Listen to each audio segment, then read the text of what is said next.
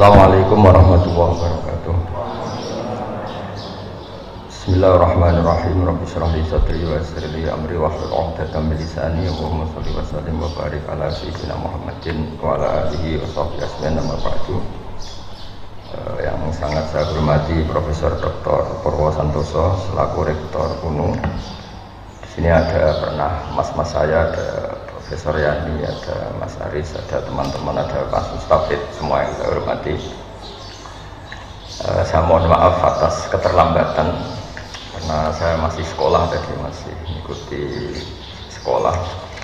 Jamnya harus tadi jam 9. Mengenai ilmu manfaat itu kita mengikuti tradisi ulama-ulama dulu.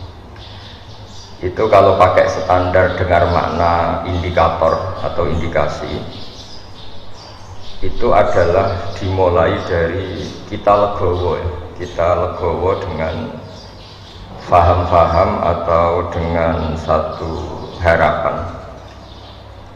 Saya punya sekian contoh bahwa agama ini liman kana yarju wal yaumal akhir. Agama ini bagi yang selalu berpengharapan. Jadi misalnya ada orang fasik atau sedang salah atau sedang goblok, sedang tidak pinter, itu kita harus membahasakan sedang. Sedang itu ya mutalabbis bitil kalfilah atau mutalabbis bitil kalfalah. Ini penting sebagai mukaddimah karena awal kerusakan agama ini dimulai dari gerakan-gerakan yang mudah mengkafirkan kelompok lain, sehingga ini memutus harapan. Jadi saya mohon kepada Bapak Profesor, Bapak semualah yang terlibat dalam pendidikan itu, terutama ini menyemaikan harapan. Orang yang sekarang sedang jatuh bisa saja suatu saat bangkit, yang sedang fasik bisa saja suatu saat soleh. Sehingga agama ini diperuntukkan liman kana yarju wal yaumal akhir, bagi yang selalu berpengharapan. Sehingga agama ini tidak boleh main vonis, mengkafirkan orang lain, terus kemudian menganggap kelompok lain tidak termasuk Islam, itu tidak boleh. Sebab itu ciri khas ahli sunnah wal jamaah yang diimplementasikan akidah NU di Indonesia, atau kalau dalam bahasa PBNU itu sudah ahli sunnah masih ditambahi an-nahdiyah. Itu dimulai dari apa sih? Itu dimulai apa? Yang tidak mudah mengkafirkan orang lain. Karena sekali gerakan ini itu tumbuh dan kita masuk ke situ, maka orang Islam itu otomatis berkurang. Karena yang hakikatnya masih Muslim, kita anggap kafir. Yang hakikatnya suatu saat tobat, kita vonis atau kita statuskan, kita stigmasi sebagai orang yang jelek, sehingga nggak ada harapan lain lagi untuk baik. Sebab itu pengajian ini atau ngaji ini saya mulai dari ciri khas mazhab ahli sunnah wal jamaah tentang ilmu manfaat. Ilmu manfaat itu ilmu yang orang itu selalu berharap kepada Allah Subhanahu wa ta'ala. Liman kana yarju wal yaumal akhir. Saya beri beberapa contoh masail fiqhiyah. Ada orang misalnya mati bunuh diri atau mati karena minum oplosan.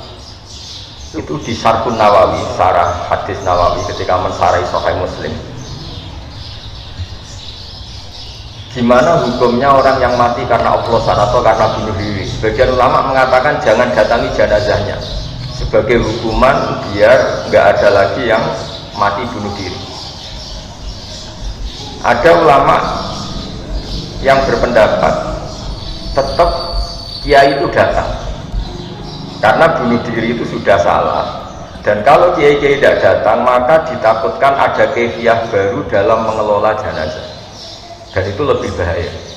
Misalnya ada orang mati oplosan karena orang-orang soleh tidak datang, kemudian komunitas mereka bikin satu tradisi baru dalam memakamkan jenazah. Misalnya didusi be'arak, terus mayitnya hidup nongetan, atau dimakamkan begitu saja.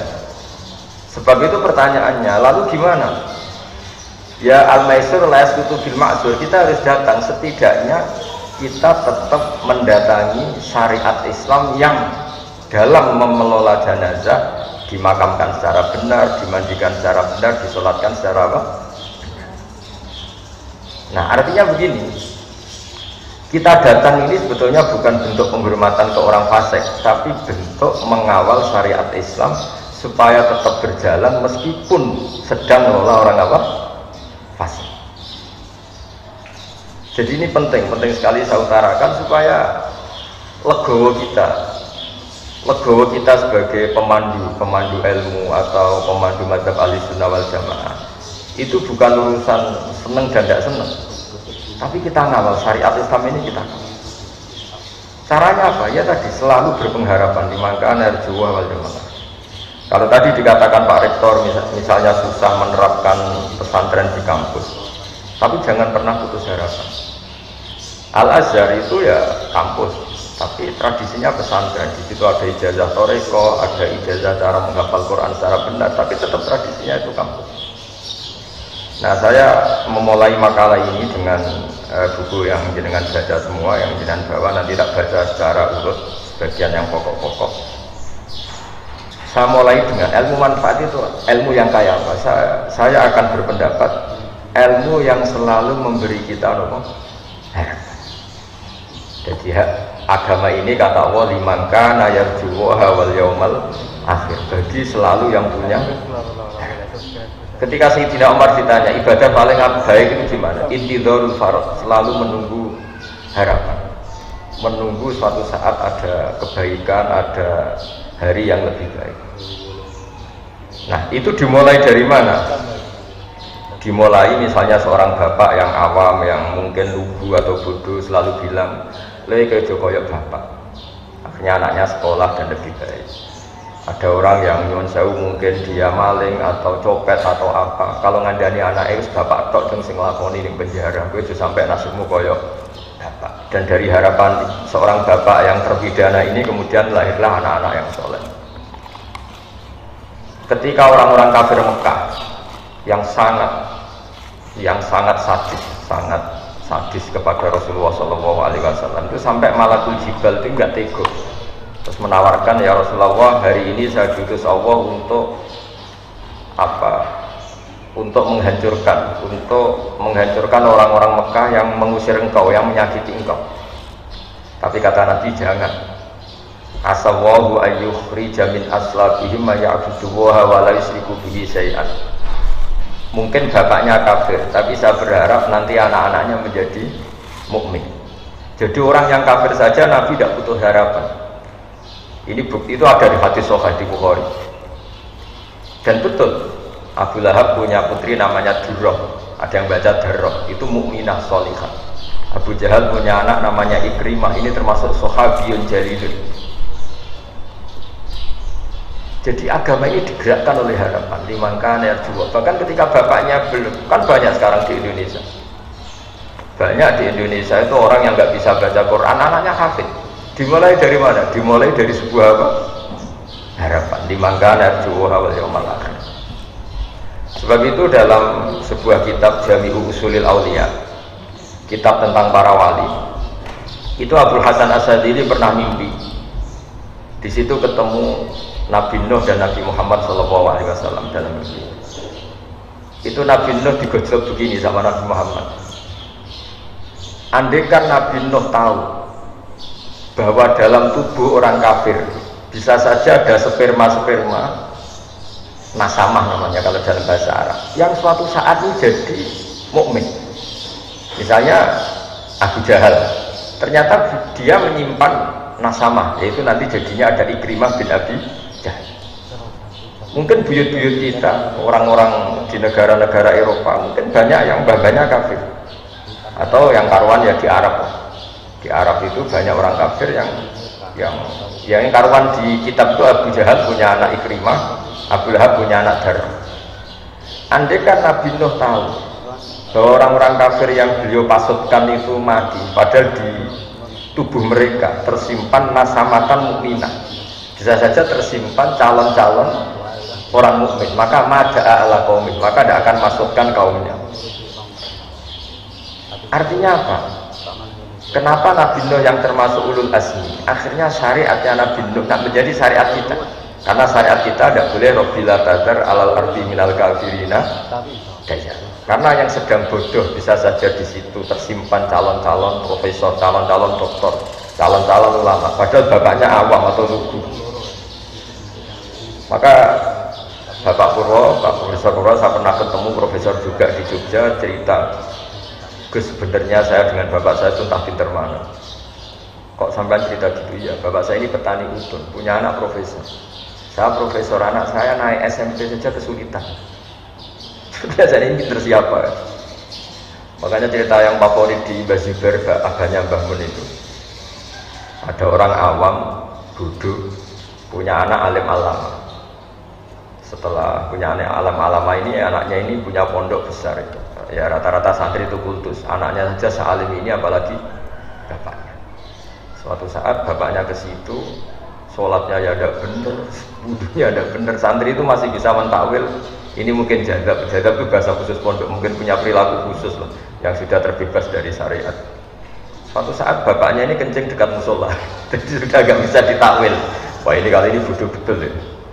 Singkat cerita si santri memberanikan diri matur kiainya, Pak Yai, saya ini kecewa. Dulu saya kira bapak anda lebih pintar dibanding anda, karena anda alim betul.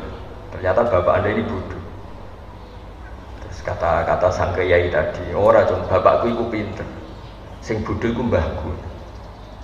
Kenapa bapak jenengan pintar? Karena memutuskan punya keputusan terbaik dalam hidupnya, yaitu saya dipondokkan, akhirnya saya jadi orang alim. Nak mbahku bodoh, berkora tau mondok nopo. Artinya apa? Generasi bodoh itu bisa diakhiri. Maka sebetulnya seorang yang bodoh itu ya sedang bodoh.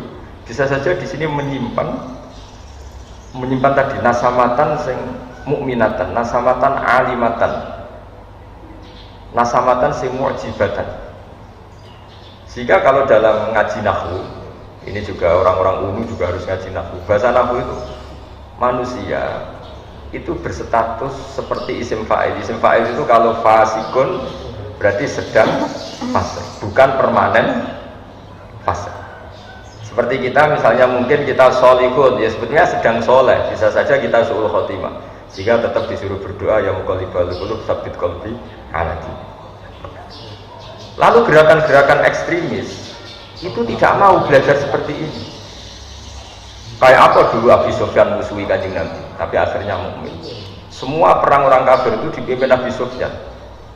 Dulu ketika Nabi orang Islam kalah di perang Uhud, panglimanya orang kafir itu Wahsy, Khalid bin Walid. Tapi akhirnya Khalid bin Walid masuk Islam.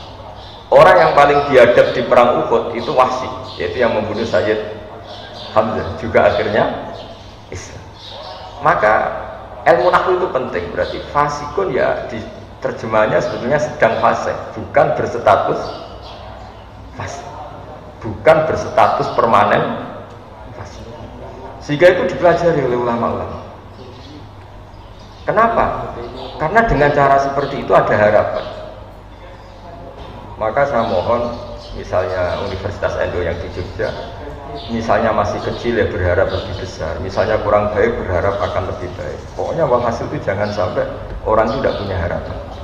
Maka kata Sayyidina Umar, afdhalul ibadah intidharul farad. Ibadah terbaik adalah selalu punya apa? Harapan, dan berharap hari esok lebih baik, hari esok lebih baik.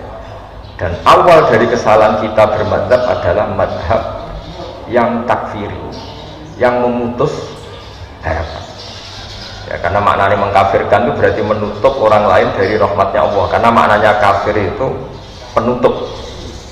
Sehingga dalam sebagian bahasa Arab, petani itu bahasa Arabnya kufar, karena maknanya itu penutup biji-bijian di tanah. Jadi bahasa kafir itu, makanya bahasa kafir kadang dipakai lain syakartum la azidanakum wa lain kafartum. Kenapa dikatakan kafartum? Karena menutupi nikmat yang diberikan Allah ke dia, pengingkar nikmat. Sehingga bandingannya kafartum dengan apa? Syakartum. Nabi Sulaiman juga pernah bilang, hada min fadli rabbi liyabluwani aashkuru apa. Jadi punya bahasa kafir itu tidak mesti seru keluar dari Islam, itu tidak. Bahasa kafir itu bisa pengingkaran terhadap apa? Nikmat atau pengingkaran terhadap anugerah Allah juga disebut kafir. Karena bandingannya itu syukur sama apa? Kufur. Nah kadang perbandingan itu ekstrim, yaitu mukmin dan kafir. Nah ngaji ini memang saya mulai dengan rumus yang agak jelimet, tapi ini akan menjadi panduan untuk Nahdlatul Ulama, juga untuk para akademisi di kampus, bahwa semuanya itu dimulai dari harapan. Dulu kita dijajah Belanda 350 tahun, dan masyarakat kita zaman itu sangat terbelakang. Wong penjajah itu buruk, sudah buruk, kafir. Orang-orang tua kita nyeluk Belanda itu dorong. Wong penjajah berdiugang dorong. Mungkin andaikan saat itu ada pakar sudah putus asa. Bagaimana bisa menggerakkan masyarakat yang saking bodohnya itu penjajah dipanggil dorong. Kayak apa susahnya pas itu? Kita ini bisa menggerakkan masyarakat tuh kalau punya kesadaran melawan. Kok kesadaran melawan? Nganggep penjajah ini tuannya, majikannya. Kamu bisa mendidik orang melakukan perlawanan dengan cara berpikir seperti itu. Kayak apa susah? Tapi para pejuang kita, para ulama kita, para kiai kita tidak berhenti ada saja celah untuk mendidik mereka supaya mau melakukan perlawanan. Padahal saking lucunya, wong penjajah kok diundang dong. Duh, kayak apa? Susahnya apa? Tapi barokahnya punya harapan, bergerak, kemudian akhirnya kita jadi merdeka. Orang-orang desa yang jadi buruh, gara-gara jadi buruh lama, roh enake wong sugih, duwe akeh, rumahnya AC nang kulkasan, terus punya harapan, muga-muga anakku ora kaya aku. Periode anak sudah jadi orang yang tidak buruh. Banyak orang yang buta huruf, periode anak 7 sudah hafal Quran. Banyak orang yang nggak tamat SD, periode anak sudah dosen. Makanya PR kita setelah kita jadi anaknya orang awam, jadi dosen, jadi doktor, apa kita setelah jadi doktor bisa lebih baik? Nah ini PR. Jadi ilmu manfaat itu dimulai dari cara berpikir, itu selalu punya. Makanya kalau dalam balaghah, di balaghah pesantren, kenapa Nabi Adam itu ditobati Allah? Padahal salahnya sama-sama salah. Iblis ya salah, melanggar perintah Allah. Adam juga salah, melanggar perintah Allah. Karena Nabi Adam itu bukan salah permanen, tapi sedang salah. Yaitu Allah membahasakan wa aso adamu rabbahu fahuwa. Jadi kalau dalam bahasa Arab itu ada bahasa status, ada bahasa sedang. Misalnya begini, saya ini kan tidak penjahit. Saya ulang lagi, saya ini tidak penjahit. Terus pas Pak Rektor main ke rumah saya pas jahit sarung. Itu mesti bahasanya ra'aituhu yaqutu sauban atau ra'aituhu khata sauban. Saya melihat Gus Bahak sedang menjahit. Sedang menjahit ya sudah, sedang menjahit, tapi saya tetap tidak penjahit. Adam itu hanya dibahasakan Allah wa aso adamu rabbahu faghwa. Itu sama dengan bahasa khata fulanun at-tauba. Ada orang menjahit baju. Ya sudah menjahit saja, tapi tidak penjahit. Jadi tidak boleh kamu bahasakan Adam itu pendosa, tapi sedang dosa. Nah, ilmu-ilmu seperti ini mulai hilang karena orang itu lebih menganalisis, nuruti pikirannya, khayalnya daripada mengikuti kaidah. Padahal kalau dalam kaidah seperti yang saya utarakan tadi, bahasa fasik itu isim fa'il itu zamannya itu hal sama istiqbal. Kalau hal itu sekarang, berarti sekarang sedang fasik. Orang itu sekarang sedang kafir. Tapi mana sih? Kita tidak pernah tahu kaifa akibatnya, nanti akibatnya kayak apa. Kayak apa kita perang Uhud, bencinya kita sama Wahsy karena membunuh Sayyid Hamzah, bencinya kita sama Khalid bin Walid karena dia panglima perang orang kafir. Tapi apa yang terjadi? Khalid bin Walid akhirnya masuk Islam, Wahsy sama. Mungkin sebagian mahasiswa, ini juga sekaligus sambut mahasiswa baru, mungkin sebagian mahasiswa kecewa punya bapak yang lugu, yang awam, mungkin yang jualan pentol, mungkin yang apa. Tapi justru itu menginspirasi anak-anak untuk tidak punya nasib kayak bapaknya. Sementara kadang yang kita anaknya orang mapan, justru inginnya nuntut yang bersifat materi. Jadi akhirnya apa? Setelah yang anaknya orang awam, anaknya orang lugu ini jadi orang, nanti jadi kebanggaan. Saya ini anaknya orang biasa bisa jadi dekan. Tapi yang menggerakkan itu apa? Yaitu harapan. Makanya ciri khas madzhab Ahlussunnah wal Jamaah adalah tidak boleh mengkafirkan orang lain, karena dengan itu berarti Anda memutuskan hubungan Allah dan hambanya. Gak boleh, anak saja gak boleh dipisahkan dari orang tuanya. Gak boleh kamu menjual pedet atau anak sapi terpisah dari indukannya yang masih menyusu. Apalagi ini at-tafriq bainal abdi wa rabbi. Kebutuhan dasar seorang manusia adalah berhubungan dengan Tuhannya. Lalu orang ini kita putus hubungannya dengan apa? Tuhan. Dan begitu seterusnya. Sehingga tadi Nabi, meskipun yang menyakiti Nabi ini orang-orang kafir yang sangat biadab, ketika mau dihabisi sama malaikatul jibal, itu Nabi masih ngendikan bal arju ayyukhrijawahu min aslabihim ma ya'budullaha wa la yusyriku bihi syai'an. Jadi ini yang sedang kafir saja Nabi tidak berhenti berpengharap. Saya sering ketemu bapak-bapak itu cerita ke saya, Gus saya dulu itu tidak puasa gara-gara anaknya ikut program Iqra atau Qiraati atau yang Bu Alaf, ikut TPA. Itu anaknya puasa masih kecil, karena masih kecil puasa itu digendong. Lama-lama bapaknya ini malu, anakku itu poso, akhirnya ikut poso. Kalau wisuda khataman Quran itu banyak bapak-bapak itu nangis. Kalau ditanya itu ya lucu. Beliau-beliau ini kadang tidak bisa baca Quran, anaknya bisa hafid. Wisuda kampus juga sama. Kadang bapaknya nyuruh saya wis bacaane gak parlentes, kowe tok duwe so. Anaknya kadang kumplot. Coba kalau kita melihat orang awam langsung tidak berpengharapan, maka generasi berikutnya akan hilang. Karena kita memutus apa? Hari. Makanya agama ini bagi siapa? Limangkana yarjuwaha wal yaumal akhir. Agama ini bagi siapa yang selalu punya. Indonesia pernah gak merdeka, pernah ada gestok, pernah ada apa saja, dan sekarang baik-baik saja. Sekarang juga ada masalah pandemi, masalah apa, tapi kita selalu berharap akan baik-baik saja, karena agama ini limangkana yarjuwaha wal yaumal akhir. Kemudian berikutnya saya akan terangkan metode dakwah, metode mengelola ilmu supaya lebih baik, lebih manfaat. Ini saya menyitir ini, mohon dibuka halaman tentang apa metode.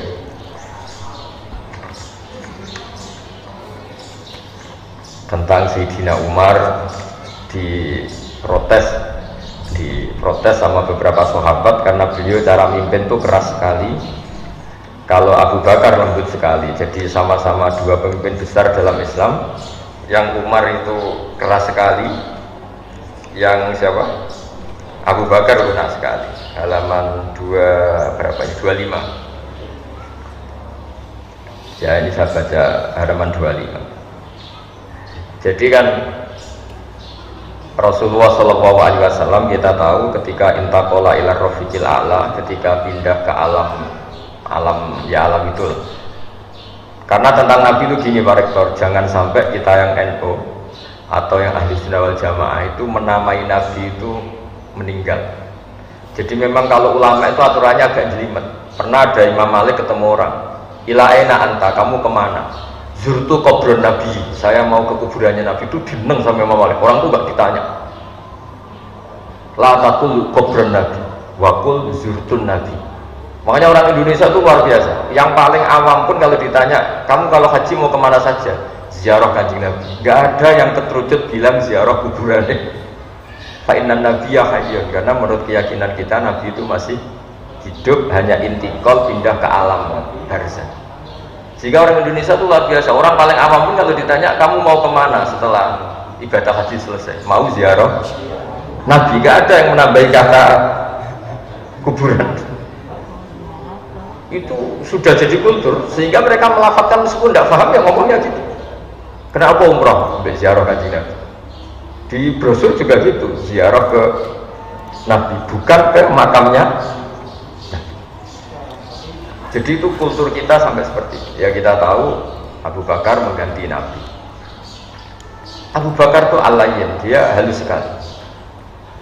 Resiko halus adalah ketika melihat kemungkaran juga tidak berontak.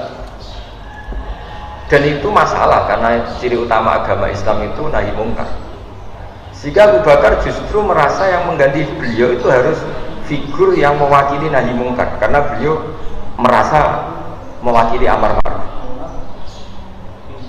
Sehingga sahabat tuh kaget sekali ketika ditanya siapa yang menggantikan engkau. Beliau menjawab Umar. Dua figur yang berbeda, perasaannya orang tuh nggak akan terlintas Abu Bakar kok memikirkan bahwa penggantinya itu adalah Umar, karena ini dua figur yang sangat kontras. Yang satu sangat lunak, yang satu sangat keras. Tapi kenapa akhirnya Abu Bakar itu minta diganti Umar? Kalau kita hidup di Jogja, di Solo, di kultur yang halus, mungkin senang sama figur kayak Abu Bakar. Tapi misalnya Anda hidup di Kolombia, misalnya di daerah narkoba, di daerah-daerah yang keras, Anda akan butuh kayak Sayyidina Umar. Makanya dalam tarikh itu unik. Nabi pertama kali jadi Nabi dan yang Islam sudah ada beberapa, di antara yang sudah Islam itu Abu Bakar. Tapi Islam itu diteror oleh orang-orang kafir. Kalau mengaku Islam dijotosi, mengaku Islam disiksa. Sehingga Nabi itu angen-angen, waduh nak sing Islam melunak-lunak ini repot. Suatu saat Nabi jalan-jalan melihat Umar di pasar dan beliau sedang gulat. Jadi Umar itu preman, jadi kalau gulat itu menangan. Terus kata Nabi, Allahumma a'izzal Islam bi Umar, semoga yang mau Islam yang jenis seperti ini. Betul. Sebagai riwayat ada yang cerita Nabi doa Senin gitu, Kamis sudah Islam. Pertama Islam masuk Umar, Umar masuk apa? Islam. Apa yang dilakukan? Bikin pengumuman. Siapa yang mengganggu Nabi Muhammad SAW akan saya bunuh. Sehingga gentenan orang kafir yang delik, bukan lagi orang Islam yang delik, tapi orang kafir yang sembunyi. Dan awal itu pula dimulai fasda bima tu'mar. Artinya apa? Figur kayak Abu Bakar itu belum memenuhi kebutuhan ketika ketemu orang kafir-kafir yang rese tadi. Sama. Nanti kan semua orang Islam itu lunak. Itu nanti kalau ketemu yang harbi ya tentu yang kita masalahkan itu kafir yang harbi yang ingin merusak kita. Bukan orang kafir yang mau berbaik sama kita. Walhasil singkat cerita Abu Bakar ini ingin diganti Umar. Karena ada kebatilan-kebatilan yang masif. Ada kebatilan-kebatilan yang aktif. Singkat cerita ketika Umar mimpin ditanya sama Abdurrahman bin Auf, engkau mengganti orang yang sangat lunak sementara engkau sangat keras. Nah, ini yang terus dijawab, ya Abdurrahman, wallahi laqad lintu linnasi hatta khasyitu wa fil lail summa stadadtu alaihim hatta khasyitu wa fi syiddah fa'ilal makhraj. Jadi intinya gini ya, ini saya beri analogi. Kalau kita misalnya punya keluarga yang nakal, misalnya yang pergaulan bebas, kalau ketemu paman atau Pak D yang lunak, ngajak pacarnya di situ nggak ditegur, melakukan hal yang haram nggak ditegur, pasti ponakan ini berpikir wah nggak apa-apa, nyatanya Pak D saya nggak negur. Intinya apa? Kalau terlalu lunak menjadikan keponakan ini yang salah tidak tahu kalau itu salah karena nggak ditegur. Kebalikannya kalau pamannya ini terlalu keras, ponakannya juga nggak pernah main ke sini, jadi ya rapor berdidik, ke situ saja enggak. Jadi akibatnya sama, yang terlalu lunak ya nggak bisa didik karena membiarkan, yang terlalu keras juga nggak bisa didik karena ketemu saja enggak, karena ponakannya pasti ya berani ke situ. Intinya apa? Terlalu lunak ya masalah, terlalu keras ya masalah. Maka kata Sayyidina Umar, ketika aku pakai metode dakwah lunak, saya juga takut dosa. Karena lunak adalah bisa saja pembiaran terhadap maksiat. Tapi ketika saya terlalu keras, saya juga takut dosa. Karena keras itu menjadikan tidak berkesempatan komunikasi, tidak berkesempatan interaksi. Natijanya sama, hasilnya sama, sama-sama orang berdidik, tidak berkesempatan mendidik. Itu yang dimaksud Sayyidina Umar. Wallahi laqad lintu linnasi hatta khasyitu wa fil lail thumma stadadtu alaihim hatta khasyitu wa fi syiddah. Jadi dakwah yang terlalu lunak juga masalah kayak tadi. Tapi saya ini cerita zaman dulu ya, saya tidak ingin dalam konteks bernegara yang baik itu ada ekstremitas, karena ini kan cerita zaman dulu orang kafir itu sangat ekstrim, mengancam membunuh yang mau masuk Islam, sehingga Nabi butuh figur orang kayak Umar yang berani ngancam balik, yang berani ngancam. Nah kalau dulu kan enggak, gara-gara belum ada Umar, Abu Bakar CS-nya hanya jadi objek intimidasi orang kafir. Tapi gara-gara Umar masuk Islam, Gantian Umar yang intimidasi mereka, dan barokahnya itu kemudian Islam nggak diganggu lagi. Nah artinya apa? Kita sebagai dai ini berkebutuhan macam-macam. Makanya terus di fikih disimpulkan jika ketemu orang kafir yang harbi, yang keras, kita boleh keras. Makanya qatilul ladzina yuqatilunakum, perangi mereka yang merangi kamu. Sehingga ulama dulu yang merangi Belanda, merangi Jepang karena mereka merangi kita. Tapi kalau mereka tidak merangi kita, tentu kita diharamkan merangi mereka. Nah, bayangkan misalnya zaman Belanda jajah kita, Jepang jajah kita, terus kamu fatwa yang lemah lembut, ya repot. Zaman itu ya nggak jadi merdeka dengan fatwanya seperti itu. Nah, Islam itu menyediakan itu semua. Ada fatwa saat perang, juga ada fatwa saat negara normal. Kalau ketika negara normal ya fatwanya tentu bil hikmati wal mau'izatil hasanah. Tapi apapun itu sudah saya niati di sesi ngaji ini, saya akan cerita agama ini liman kana yarjuha wal yaumal akhir. Jadi cerita pokok yang ada di hadis sahih adalah ketika Malakul Jibal menawari Rasulullah SAW untuk menghabisi orang-orang kafir Mekah, Nabi ngendikan, tapi saya berharap dari anak turun mereka menjadi mukmin. Ini bapaknya masih kafir. Nabi berharap generasi ini selesai dengan melahirkan orang-orang mukmin. Jadi setelah Abu Jahal itu ya sudah selesai, karena Abu Jahal melahirkan orang namanya Ikrimah. Khalid lebih ngeri lagi. Khalid itu punya bapak namanya Walid. Wah, itu lebih parah lagi. Walid bin Mughirah itu biadab-biadabnya orang Mekah yang paling mengganggu Nabi.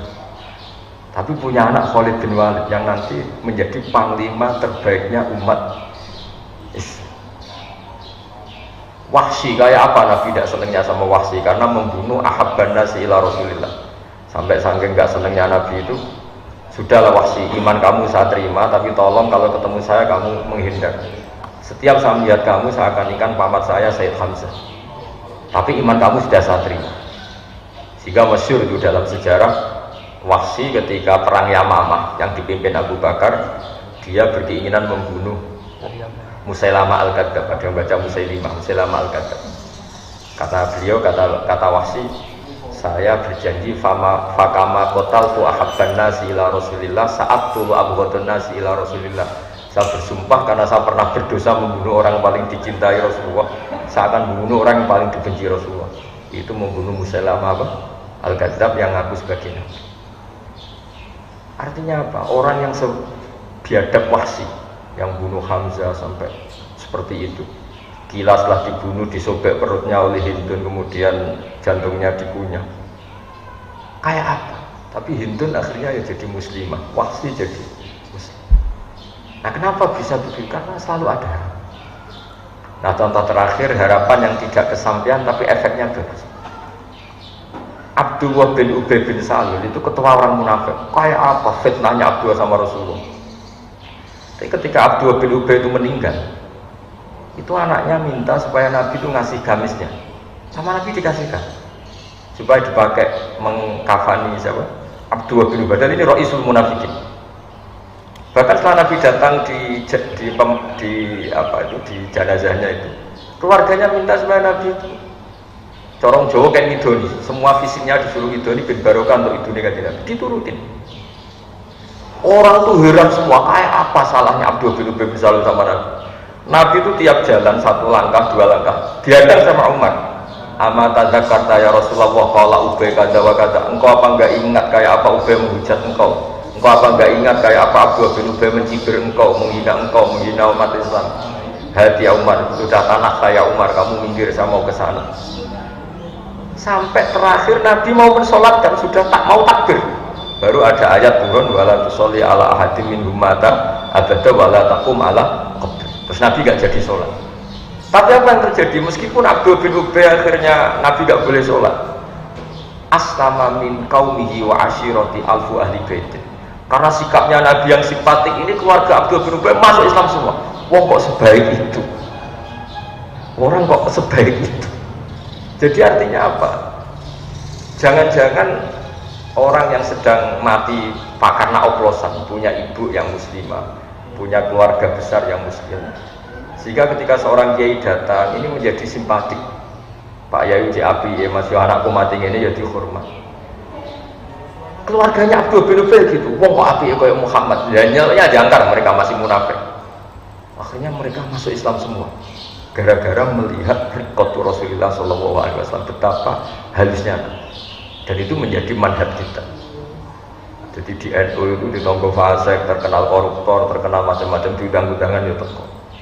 Itu bukan menghormati orang fasik. Wah ini berarti melegitimasi kefasikan. Dia sudah orang fasik kok datang. Sebetulnya itu mendatangi sebuah harapan, apa? Mendatangi sebuah harapan.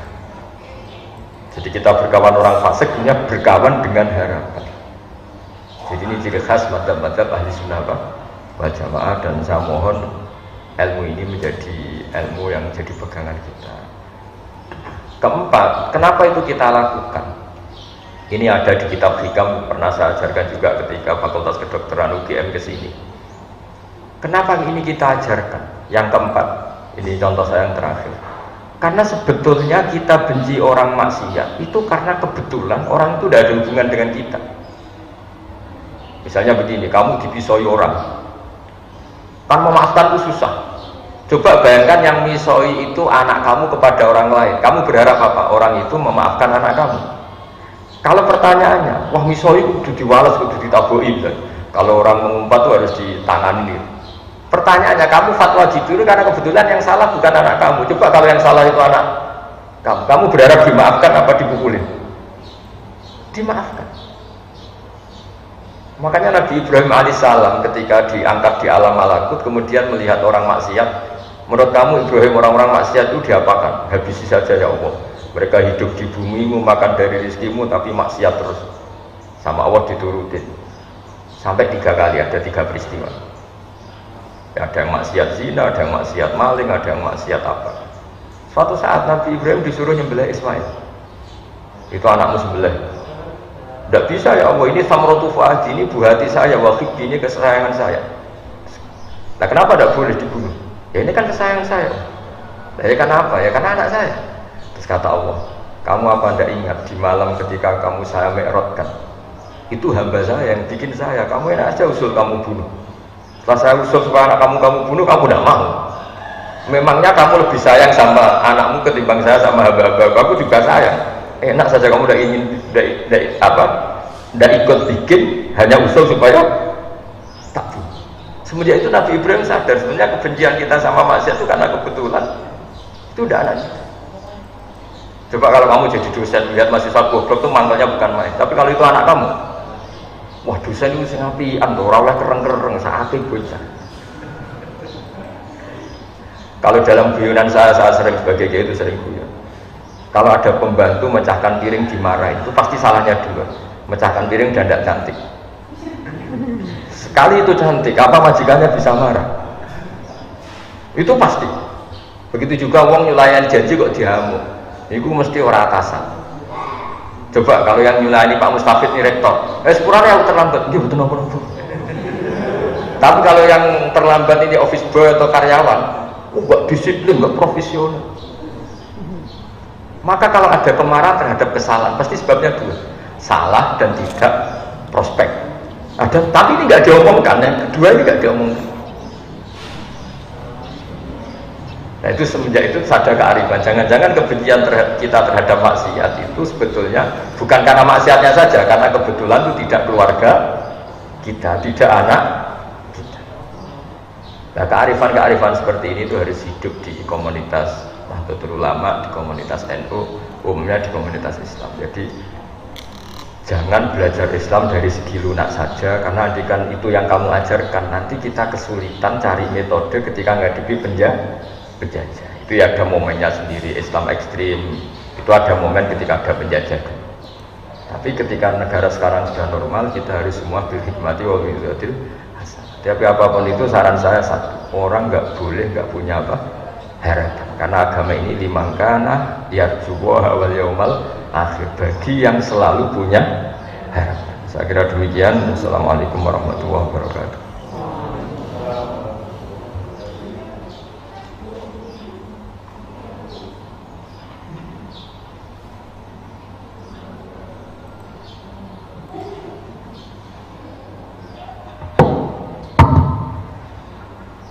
terima kasih kami sampaikan kepada Gus Bahak yang telah menyampaikan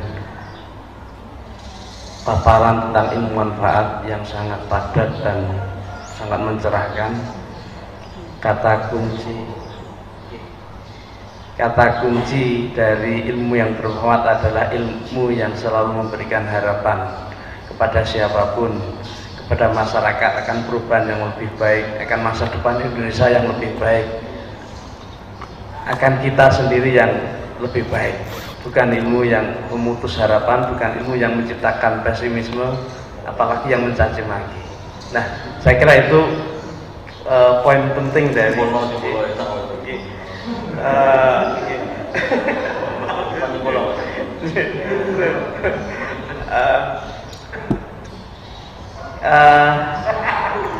selanjutnya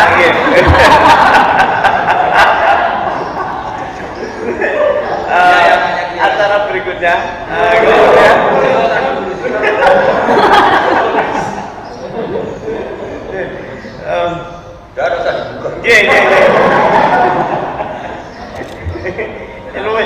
tadi ya kan ini harus sambil nawatona ini ilmu yang memberikan harapan, yang mampu membuka harapan, yang berharap kepada Allah Subhanahu wa taala dan hari akhir.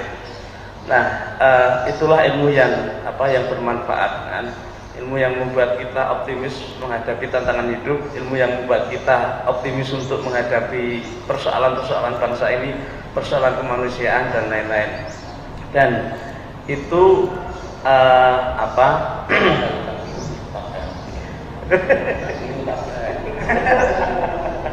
dan itu harus dimulai dari prinsip yang ada di Ahlussunnah wal Jamaah, yaitu cirinya adalah ilmu yang salah satu ciri khas dari akidah Ahlussunnah wal Jamaah adalah yang tidak mengkafirkan orang lain, yang tidak mudah untuk menyesatkan orang lain atau mengkafirkan orang lain. Nah, di situ untuk mencapai itu dibutuhkan beberapa metodologi atau metode pengelolaan ilmu yang tadi disebutkan, bagaimana kita mengelola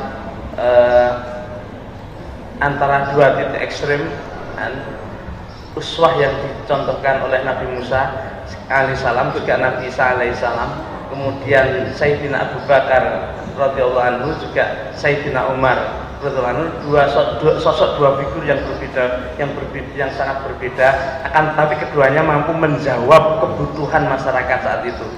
Jadi kemudian pengelolaan ilmu adalah ilmu yang juga mampu menjawab kebutuhan masyarakat saat itu. Saya kira poinnya itu semoga yang saya simpulkan ini tidak salah kan? Kalau salah ditasek Pak Anies kan? Acara berikutnya adalah tanya jawab kan? Monggo kepada hadirin atau juga kepada mahasiswa yang kebetulan mengikuti secara daring untuk menyampaikan pertanyaan. Ini saya akan cek pertanyaan yang muncul di mana? Di channel YouTube.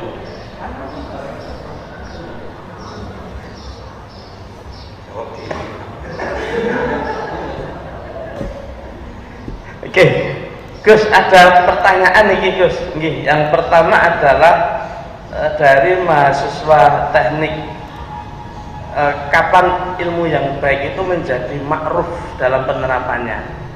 Tidak ada jawab dulu, nanti dulu tak.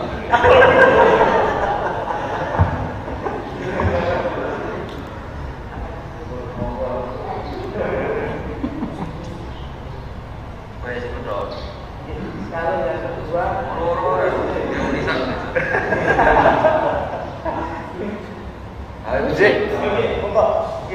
mungkin satu itu bisa.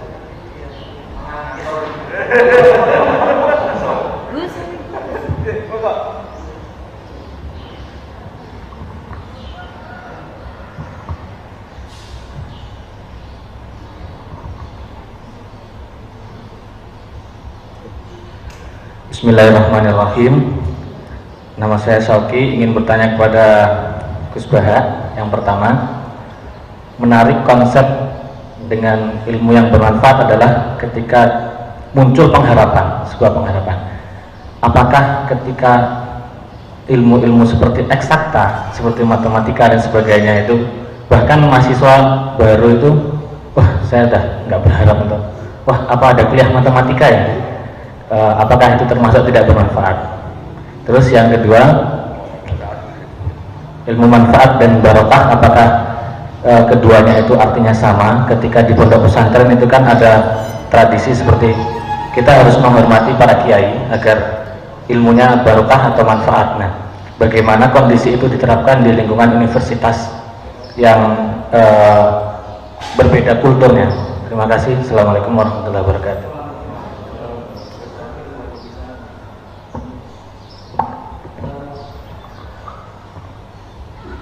Yang terakhir terkait dengan bagaimana persoalan antara keinginan untuk mencari ilmu dan keterbatasan pembiayaan.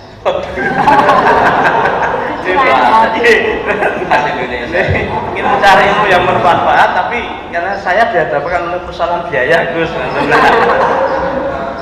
Itu curahan hati, Gus.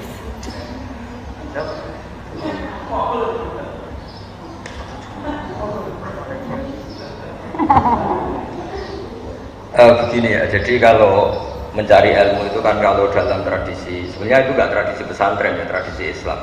Ada fardu ain, ada fardu kifayah. Kalau bicara tentang keterbatasan itu ya sebetulnya mesti ada keangkuhan. Misalnya hanya orang miskin kok ingin cari ilmu, misalnya mondok sampai Mekah atau sampai Amerika, itu pasti terbatas. Jadi makanya kalau di ilmu tasawuf, orang miskin itu tidak ada. Yang menjadikan miskin karena kamu tamak, tamak itu ingin. Jadi coba misalnya kita punya uang 1 juta per bulan, mampu 1 juta, terus mondok yang 1 bulan 200.000, kan kita kaya karena mampunya 1 juta, mondok hanya 200.000. Tapi kalau punya uang 1 miliar tapi ingin sesuatu yang nilainya 2 miliar, maka agak kesampaian. Sehingga kalau dalam ilmu tasawuf itu yang menjadikan kamu miskin itu ya keinginan kamu. Ya, yang menjadikan kamu miskin atau merasa terbatas itu ya keinginan kamu. Makanya pernah ada orang, saya berkali-kali cerita, pernah ada orang miskin, tidak cantik lagi, soal saya, Gus saya ini doain supaya suami saya kaya. Terus saya bilang, sudah ada usaha, kata saya. Kenapa? Nanti kalau suami kamu kaya, pertama yang dievaluasi rumah, ditata, kedua mobil ganti alat, ketiga kamu. Karena sudah kaya gini kok istrinya jelek. Terus akhirnya udah Gus gak usah didoain kaya gitu. Karena pasti tadi lama-lama jadi target evaluasi. Setelah suami ini kayak yang dievaluasi pertama mungkin rumah, habis itu mobil, lama-lama apa coba? Nah makanya kalau dalam ilmu tasawuf itu keterbatasan itu tidak ada.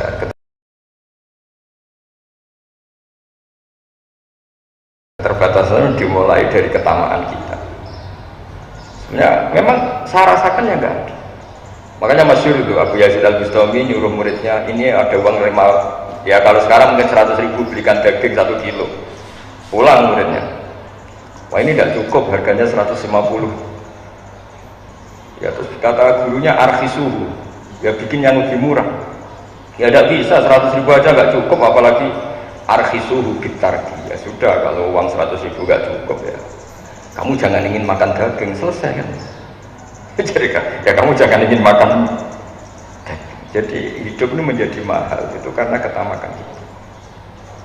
Sebetulnya kalau orang mau belajar alim itu di Indonesia banyak orang alim. Tapi gara-gara dia merasa saya puas kalau belajar di Al-Azhar, saya puas kalau belajar di Ummul Qura, akhirnya dia tersiksa. Sama pondok lokal sudah tidak mau karena keangkuhannya, sama pondok yang di luar negeri nggak mampu karena keuangannya. Begitu juga masalah intelektualitas. Dia di Amerika ada kuat, tapi sudah mencibir kampus yang ada di Indonesia. Jadi makanya kalau belajar ilmu pesantren itu nomor 1. Karena barokahnya tasawuf itu orang bisa ngukur. Misalnya gini, ada cowok umumnya kan seneng cewek cantik, harusnya dia ngukur. Kalau saya dapat orang cantik yang nilainya di atas saya, berarti saya objek cibiran. Tapi kalau dapat yang sebawah saya yang subjek.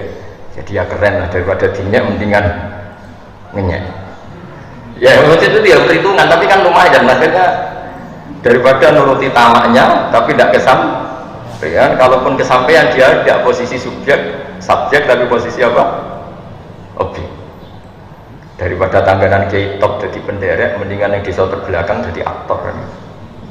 Jadi itu ada perhitungannya. Dan ilmu tasawuf itu mengelola itu. Makanya di pondok, di ilmu tasawuf itu nggak ada orang medit. Yang ada itu orang tamak.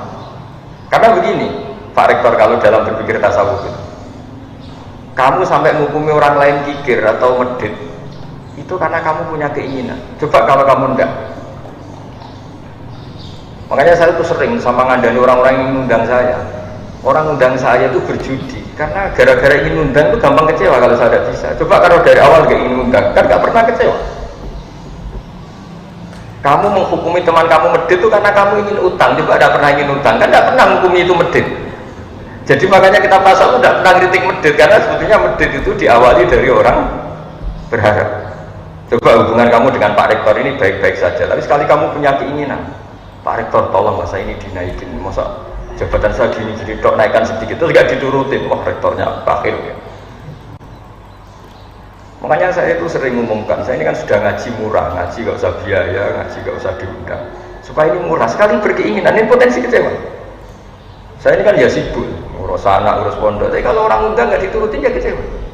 Diturutin ngecewakan santri saya, jadi makanya orang undang saya harus istighfar, karena mesti salah, orang mungkin salah, mesti salah. Saya sendiri juga istighfar. Karena kalau ada orang undang tidak bisa, juga merasa salah. Saya pernah didatangi undangan dari Kalimantan, gubernur kesini jauh-jauh, kesini saya mohon sekali gini-gini. Saya bilang, saya juga mohon sekali jangan maklumi saya. Ya sama-sama nggak bisa. Karena itu cara ilmu tasawuf itu kecewa itu dimulai dari keinginan. Makanya ilmu tasawuf yang dikritik itu tamak. Coba kalau ada orang kamu bilang sombong, kenapa? Banyak orang melete di jalan, kamu tidak bilang sombong.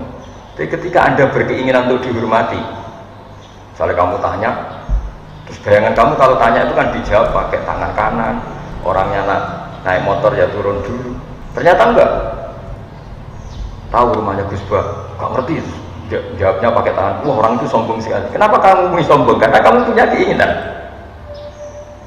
Kalau kamu nggak punya keinginan, orang itu kayak apa kan kamu tidak mendesak untuk menvonis sombong apa enggak. Makanya ilmu tasawuf itu ilmu yang ngelola kun murodan walatakun muridan, sudahlah hidup itu jangan banyak karep, nanti banyak kecewa. Ya memang harus dilatih, ini kan ngaji NU ya, harus dilatih. Orang itu supaya gak kecewa, jangan banyak. Makanya saya sering bilang ke istri saya tuh bayangkan istri kalau saya datang dari Jogja, saya sampai sekarang ke Jogja tuh ya sering gitu. Bayangkan saya pulang tuh pokoknya istri saya masih hidup, masih sholat, masih Islam, itu udah gak pernah bayangkan datang, disambut, dibikinkan teh, mari kecewa. Jadi saya biasa datang tuh ya istri saya tidur, dia tidur, anak saya udah gitu aja. Karena sekali saya punya harapan, mesti kecewa. Bayangkan perlakuan istri seperti ini gini. Jadi kalau orang kecewa itu karena khayalnya sendiri, karena harapannya sendiri. Nah itu yang nggak dipelajari di kampus. Jadi ilmu tasawuf itu ilmu yang ngelola itu. Makanya saya bayangkan misalnya Universitas NU Jogja memperlakukan saya gini aja, ini sudah bagus, nggak ada penanggapan lebih, kecewa nanti. Jadi itu ilmu tasawuf. Jadi apa hidup itu dianggap selesai. Saya bayangkan nanti mati itu ya mati aja sudah. Bayangkan surga itu yang gampang-gampang saja. Nah masalahnya sekarang orang itu harapannya tinggi, fisiknya tidak cukup, keterbatasan ya, makanya ada keterbatasan. Jadi keterbatasan itu karena ada harapan tadi. Sebenarnya kalau tidak banyak harapan juga nggak ada keterbatasan. Tapi sekali ada harapan, banyak harapan pasti banyak kecewa. Itu kalau kamu minta jawaban saya khas pesantren. Kalau nggak khas pesantren malah enak. Gimana Gus kalau mau ngaji atau mau kuliah ada keterbatasan? Biasanya utang ke lembaga pinjaman malah ribet kan itu kan tidak rumus saja kan. Terus atau duha terus ben sugih. Malah agama tinggu sarana materi kan. Makanya saya jawab saya tasawuf. Jadi keterbatasan itu, kecewa itu dimulai dari keinginan. Kamu sampai menghukumi orang lain sombong karena kamu ingin dihormati. Coba kalau kamu tidak ingin dihormati, kan banyak orang di jalan di perapatan gitu, duduknya gini sambil rokok. Kamu tidak akan menghukum itu sombong karena kamu tidak punya kepentingan. Tapi ada orang yang kelihatannya sopan, ketika kamu tanya terus dia jawabnya cuek atau jutek, oh, sombong betul orang itu. Kamu mulai menghukumi sombong karena apa? Punya keinginan yang tidak kesampaian. Makanya di ilmu tasawuf itu yang dikelola satu itu keinginan. Karena keinginan ini yang merusak segalanya ketika tidak kesampaian. Makanya saya termasuk kiai yang sebetulnya kalau boleh milih itu gak suka kenal banyak orang karena takutnya banyak keinginan terus banyak kecewa. Masyhur itu ada dua fatwa di kitab Minhajul Abidin. Ada seorang ulama berfatwa aksir min ma'rifatin nas. Kamu memperbanyak teman karena kalau banyak teman itu banyak penopang gitu. Yang satu ulama berbilang aklil min ma'rifatin nas, kamu jangan banyak kenal orang. Dua orang ini debat. Tapi kalau tidak banyak kenal orang, tidak banyak relasi. Kalau tidak banyak relasi, kita kalau ingin apa-apa repot. Terus kata ulama yang satu, wahal tungkiru ilaman ta'rifu. Bukankah kamu akan kecewa hanya dengan orang yang kamu kenal? Kamu kan tidak bisa kecewa sama orang yang tidak kamu kenal. Jadi pertemanan itu ya juga harus siap kecewa karena kamu pernah putus cinta sama orang yang tidak pernah kamu pacarin, kan tidak pernah. Soalnya ada artis romantik, wah saya putus cinta dengan dia, kan tidak bisa seperti kenal saja, enggak. Dan kamu tidak dulu ketika yang cantik ini pacaran sama orang lain. Tapi pacar kamu seriting elek, tak kok lanang liya senyum cemburu. Gara-gara apa coba? Kenal dan berpengaruh. Jadi, nah bayangkan kalau semua orang itu berharap sama presiden, ya tambah kecewa. Berharap sama menteri tambah kecewa. Termasuk berharap sama kiai. Bayangkan kiai itu ya baik, kalau ada tamu ditemuin, kalau diundang yang mau. Ya gara-gara bayangkan gitu terus dia gampang kecewa. Dia nggak mikir kalau kiai ya punya urusan itu nggak mikir dia. Dia pakai versinya sendiri. Ya sama seperti suami, bayangkan kalau dia datang istrinya bangun bikinkan teh. Padahal istrinya baru tidur 10 menit. Turun lagi 10 menit tangi mari sirah ngeluh ora dipikir. Kalau saya termasuk kiai yang marah lah. Jadi normal. Saya tidak pernah bayangkan datang terus disambut istri. Saya bayangkan kalau dia baru tidur 10 menit saya gugah untuk bikin teh kayak apa. Saya kalau tidur 10 menit itu ya bangun itu ngeluh gak enak. Ya sudah, bayangan saya datang istri saya masih hidup, sudah bagus. Sudah bagus. Dengar kabar masih sholat ya bagus lagi. Dengar kabar masih sujud ya bagus. Karena nanti ini terindah dia, terindah status istri kita karena pernah sholat, pernah sujud. Apa nanti di akhirat ada pertanyaan, kenangan terindah saya sama istri itu dibikinkan teh? Tidak ada. Jadi orang itu berpikir yang waras lah, tidak usah neko-neko. Makanya Sayyidina Utsman ketika dikepung orang-orang Khawarij, itu ketika ada acara sholat itu beliau makmum orang yang ngepung beliau. Orang itu tidak ikhlas. Orang yang mau niat buruk kok beliau makmum. Jawabannya lucu Sayyidina Utsman. As-sholat ahsanu ma ya'malun nas. Fa idza ahsanan nas fa ahsin ma'ahu. Sholat itu perilaku manusia terbaik. Maka ketika mereka sedang baik kamu ikut saja. Coba kalau semua orang Islam itu kayak kita. Sholat itu perilaku terbaik seorang mukmin. Istri kita sholat, anak kita sholat, santri kita sholat. Ya itu saja, ingat-ingat bahwa mereka punya perilaku terbaik dan itu alasan kita mau berteman dengan mereka. Tapi enggak, sholatnya sudah benar, wudunya sudah benar. Hanya karena istri gak bikin teh kita marah. Berarti kita apa? Menghilangkan jejak terbaiknya, mengenang sesuatu yang tidak prinsip, yaitu tidak nyambut bikinkan teh. Betapa bodohnya kita. Jadi kata Sayyidina Utsman ketika orang Khawarij itu sholat, dia makmum, beliau makmum. Diprotes sama penggemar beliau, ini gimana engkau makmum sama orang yang nggak benar? Kata beliau, karena orang yang nggak benar ini sedang melakukan sesuatu terbaik, maka saya akan ikut. Makanya di sini pentingnya akidah di Ahlussunnah wal Jamaah. Shollu khalfa kullin barin wa fajirin. Mbok makmum itu fasik lah ke makmum tidak apa-apa, karena dia sedang baik. Ketika seorang fasik sholat itu artinya apa? Sedang melakukan sesuatu yang terbaik dalam hidupnya. Makanya dalam tradisi pesantren itu ya sudah shollu khalfa man qala la ilaha illallah. Sudah lah makmum sama siapa saja, sholatnya saya sudah tidak usah bacaannya terbaik, pokoknya terbaik, perilakunya terbaik. Memangnya kamu mau menyeleksi siapa? Ada rektor misalnya, kesalahannya mungkin bacaannya kurang baik. Yang bacanya baik kadang jeblok di fikihnya, yang fikihnya sudah baik kadang jeblok di perilakunya. Kan orang nggak pernah sempurna. Misalnya kiai rata-rata fasih, kadang-kadang ya rodok diutang. Ada yang nggak punya utang, kadang-kadang punya masalah sosial. Ya namanya orang kan enggak. Makanya Nabi pernah ngendikan sallu khalfa man qala la ilaha illallah. Kenapa itu? Karena perilaku manusia terbaik ya saat sholat itu. Makanya pentingnya sholat jamaah ya di situ. Makanya Sayyidina Utsman nyantek saja, beliau makmum orang yang mau menyakiti beliau. Ketika diprotes sama siapa? Tadi itu ada di Bukhari itu ketika cerita Utsman dikepung. As-sholat ahsanu ma ya'malun nas, fa idza ahsanan nas fa ahsin ma'ah. Kamu juga harus berpikir begitu tentang istri kamu, meskipun dia salah dalam mengelola rumah tangga, salah dalam menjamu Anda pas makan. Kamu anggap itu sepele, ini mata udunnya. Yang kamu ingat-ingat adalah istri saya punya perilaku terbaik dalam hidupnya, yaitu sholat. Kalau gitu kan jadi enteng. Kamu menganggap besar sesuatu yang menurut Allah besar. Yang paling besar dalam hidup manusia itu adalah sholat dan sujud. Dan istri kita sudah seperti itu, santri kita sudah seperti itu, tetangga kita. Tapi enggak, kita tahu-tahu pakai ukuran pribadi.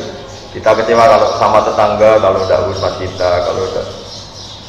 Nah ini yang disebut dalam tasawuf hadun nafsi. Kita didikte oleh hadun nafsi.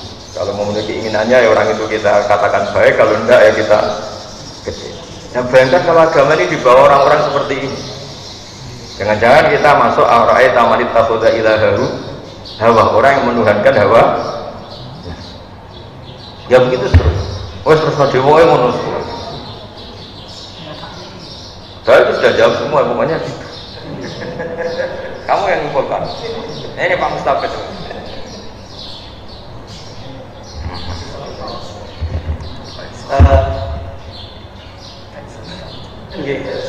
Alhamdulillah.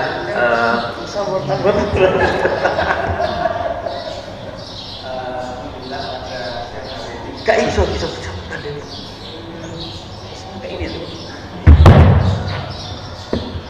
Alhamdulillah pada siang hari ini kita sudah menyelesaikan acara inti, yaitu kuliah umum untuk mahasiswa UNU Yogyakarta. Semoga kita semua dapat mengambil manfaat faedah dari kuliah tersebut, dari pengajian tersebut. Allahumma amin.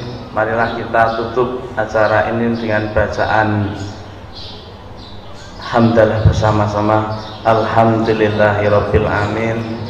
Kami dari UNU Yogyakarta mengucapkan terima kasih sekali kepada Gus Baha dan Pondok Pesantren LP3 IA yang telah memberikan kesempatan kita mengadakan kuliah umum di sini. Kami mohon maaf juga atas segala keterbatasan teknis dan lain-lainnya. Terima kasih. Allahumma muwaffiq ila aqwamit thoriq. Assalamualaikum warahmatullahi wabarakatuh.